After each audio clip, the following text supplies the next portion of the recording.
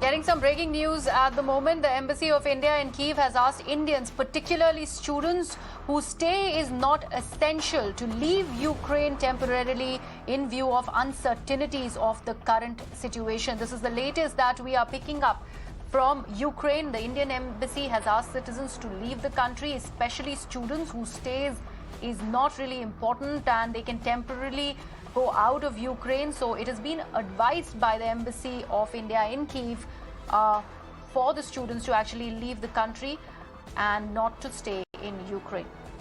My colleague Srinjoy Chaudhary joins me on the phone line for more on this. Srinjoy, a very, very important development, and this has been a sense really by all other embassies also, while US is also asking its citizens to move out of Ukraine in the wake of an imminent attack and invasion by Russia. This advisory by the Indian embassy is something to be looked at right now. Yes, certainly it should be looked at. There are lots of Indians there, but India is not going to do anything vis-a-vis the embassy. Very few embassies have moved out, and all embassy officials will continue to be in Ukraine, in Kiev.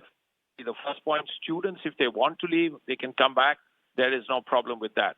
What we're also hearing is that Chancellor Scholz is in Moscow today. It is an attempt to ensure that talks continue.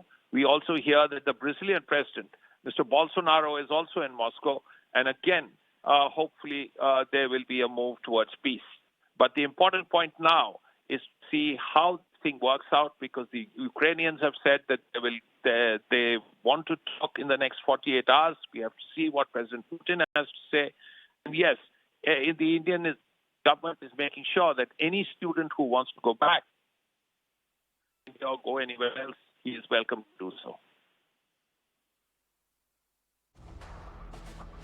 All right, Srinjoy, thank you so much for joining us with all those details there. As the Indian Embassy has asked its citizens to move out of Ukraine, we are continuing to track developments on this particular story.